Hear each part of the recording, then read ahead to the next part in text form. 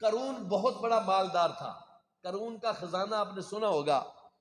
اس کے جتنا مالدار آج شاید دنیا میں کوئی بھی نہ ہو. جتنا مال اس کے پاس تھا شاید اتنا مال کسی اور شخص کے پاس نہ ہو، کہ بلکہ اس کے خزانے کی صرف چابیاں کئی اونٹوں پر رکھی جاتی تھیں. یہ مال کی آفت میں مبتلا ہوا. اس نے اللہ پاک کے نبی حضرت موسیٰ علیہ السلام کی گستاخی کر دی، اللہ پاک کے احکام کی نافرمانی کی. آخر اسے زمین میں دنسا دیا گیا، اس کو بھی اور اس کے سارے خزانے کو بھی. جب وہ دنس رہا تھا نا، کہنے لگا کہ موسیٰ علیہ السلام نے میرے لیے اس لیے بد دعا کی ہے کہ میرے خزانے پر، میرے مال پر قبضہ کر لے. اللہ تعالیٰ نے اس کو اس کے خزانے سمیت ہی زندہ دفن کر دیا. قیامت تک وہ زمین کے اندر دنستا چلا جائے گا. کتنا بڑا اس کا خزانہ تھا، 70 اونٹوں پر جس کی صرف چابیاں خزانوں کی لادی جائیں. آپ اندازہ کر سکتے ہیں وہ کتنا مالدار تھا. سونے چاندی جواہرات ہیرے موتی ہر چیز اس کے پاس تھی، لیکن اللہ نے اس کے مال سمیت اس کو غرق کر دیا. پھر اللہ تعالیٰ قرآن میں ارشاد فرماتا ہے، ترجمہ کنز العرفان، تو ہم نے اسے اور اس کے گھر کو زمین میں دنسا دیا تو اس کے پاس کوئی جماعت نہ تھی جو اللہ کے مقابلے میں اس کی مدد کرتی، اور نہ وہ خود اپنی مدد کر سکا. قارون نے مال کی محبت اور حرص و ہوس میں آ کر بہت غلط کام کیے، مگر اس کے اصل مرض پر غور کیجئے. وہ کون سی باطنی بیماری تھی جس کی وجہ سے قارون مال کی آفت میں مبتلا ہوا، اللہ پاک کے قہر و غضب کا شکار ہو گیا. اللہ پاک نے قرآن کریم میں اس کی باطنی بیماری کا ذکر کیا ہے. کہنے لگا کہ قال انما اوتیتہ علی علم عندی. ترجمہ کنز العرفان، قرآن نے کہا، قارون نے کہا یہ تو مجھے علم کی بنا پر ملا ہے. جو میرے پاس ہے، میرے پاس علم تھا، علم کی وجہ سے یہ سارا مال مجھے ملا. قارون کا یہ ماننا تھا کہ یہ جتنا مال و دولت اور خزانہ ہے یہ سب میری ذاتی ملکیت ہے اور میری محنت کا نتیجہ ہے. میں ایک علم جانتا ہوں، اس علم کی بدولت مجھے یہ سب ملا ہے. بس اس کی یہی بری سوچ، اس کا یہی گمان اور باطنی بیماری اس کو لے ڈوبی، اور قارون غضب الہی کا شکار ہو گیا اور برے خاتمے کا شکار ہو کر زمین کے اندر دنسا دیا گیا. تو اے عاشقان رسول، ہمیں ہرگز یہ بات بھولنی نہیں چاہیے کہ ہم اللہ پاک کے بندے ہیں. کس کے بندے ہیں؟ اللہ پاک کے بندے ہیں. لا الہ الا اللہ کہہ کر ہم اقرار کرتے ہیں ہم اللہ کے بندے ہیں.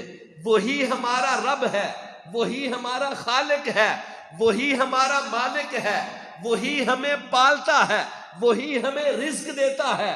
لہذا وہی واحد سچا خدا ہے جو عبادت کے لائق ہے. لہذا ہمیں اپنی بندگی کو ہمیشہ یاد رکھنا چاہیے. ہم بندے ہیں، بندہ بندگی کرے تو پھر ہی جو ہے وہ کامیاب ہوتا ہے. علامہ شارانی رحمت اللہ علیہ لکھتے ہیں، بندگی کے آداب میں سے ایک ادب یہ ہے کہ بندے کو جو کچھ عطا کیا گیا اس میں سے وہ کسی شے کی اپنی ملکیت کا مالک نہیں. بندے کو جو کچھ دیا گیا ہے نا، اس کے اندر اس کی اپنی ملکیت کچھ نہیں. نہ تو دعویٰ کرے، نہ ہی اپنے دل میں خیال لائے، بلکہ یہ خیال لائے کہ میں اس چیز کا مالک نہیں ہوں، اس کا مالک رب ہے. اس کا مالک کیا ہے؟ رب ہے. علامہ ابو الحسن شاذلی رحمت اللہ علیہ فرماتے ہیں، کسی شے کی کے متعلق ملکیت کا دعویٰ کرنے اور دل میں اس کی ملکیت کا خیال لانے سے بھی بچو، کیونکہ جو بندہ ملکیت کا دعویٰ کرتا ہے نا وہ کامل مومن نہیں، وہ کامل مومن نہیں. اللہ پاک فرماتا ہے ان اللہ اشتری من المؤمنین انفسهم واموالهم. ترجمہ کنز ایمان، بے شک اللہ نے مسلمانوں سے ان کے مال اور جان خرید لیے. ان کے مال اور جان رب نے خرید لیے. معلوم ہوا کہ ہر مومن کا مال اور اس کی جان اللہ پاک کی ملکیت ہے. لہٰذا کوئی مومن کسی چیز کی ملکیت کا دعویٰ نہیں کر سکتا۔ پیارے اسلامی بھائیو، ایک مثال ہے، بالفرض ہمارا کوئی عزیز، کوئی دوست ہمیں اپنا مال بطور امانت ہمارے پاس رکھوائے اور کہے کہ ضرورت ہو تو اسے استعمال کر لینا، پھر وہ کہے کہ میں فلاں شخص کو بھیج رہا ہوں، اس کو میری امانت واپس کر دے، میرے مال سے اتنی رقم اسے دے دو، کیا ہم انکار کریں گے؟ نہیں، مال اس کا ہے، اس نے ہمیں عارضی طور پر دیا ہے کہ اس میں سے برت لینا، تھوڑا بہت جو ہے وہ ضرورت کے مطابق استعمال کر لینا، جب میں بندہ بھیجوں گا تو اس کو اپنا سارا مال جو ہے وہ میری امانت واپس لوٹا دینا۔ تو یہ کیا ہمارا انکار کرنا درست ہے کہ ہم نہیں دے سکتے؟ نہیں، ہرگز ایسا نہیں ہو سکتا۔ پھر ذرا غور کریں، ہمارے پاس جو مال ہے یہ کس کا ہے؟ ہمارا نہیں، یہ ہمیں جو رب نے دیا ہے یہ ہمارا مال نہیں ہے، اللہ پاک کا ہے، وہی اس کا خالق ہے، وہی اس کا مالک ہے، اس نے ہمیں عطا فرمایا ہے۔ ہم اس مال کے معاملے میں اللہ پاک کے احکام کے پابند ہیں۔ وہ حکم دے اس میں سے 2.5% زکوٰۃ دے دو، ہم زکوٰۃ دے دیں گے۔ وہ حکم فرمائے کہ فطرانہ ادا کر دو، ہم فطرہ ادا کر دیں گے۔ وہ حکم فرمائے، ہم حکم کے پابند ہیں۔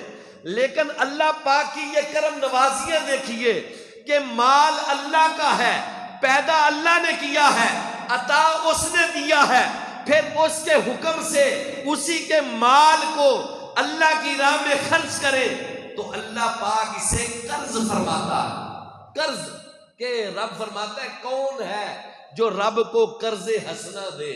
کون ہے جو رب کو قرض حسنہ؟ دیکھو رب کا مال ہے، دیا بھی رب نے، خدا کا مال ہے، رب تعالیٰ فرماتا ہے کہ میری راہ میں قرض حسنہ دے دو، میری راہ میں قرض حسنہ دے دو۔ سبحان اللہ، اس پر بڑے اجر کا وعدہ بھی رب نے فرمایا۔ آئیے قرآن سنتے ہیں، رب فرماتا ہے من ذا الذی یقرض اللہ قرضا حسنا فیضاعفہ لہ اضعافا کثیرا واللہ یقبض ویبسط والیہ ترجعون۔ ترجمہ کنز الایمان، کوئی ہے جو اللہ کو قرض حسن دے تو اللہ اس کے لیے بہت گنا بڑھا کر دے گا، بہت گنا رب بڑھا کر دے گا۔ اللہ تنگی اور کشائش کرتا ہے، تنگی بھی کرتا ہے، کشائش یعنی کھلا عطا فرماتا ہے، اور تمہیں اسی کی طرف پھر جانا ہے۔ تفسیر صراط الجنان میں اس آیت کے تحت لکھا ہے راہ خدا میں اخلاص کے ساتھ خرچ کرنے کو قرض سے تعبیر فرمایا۔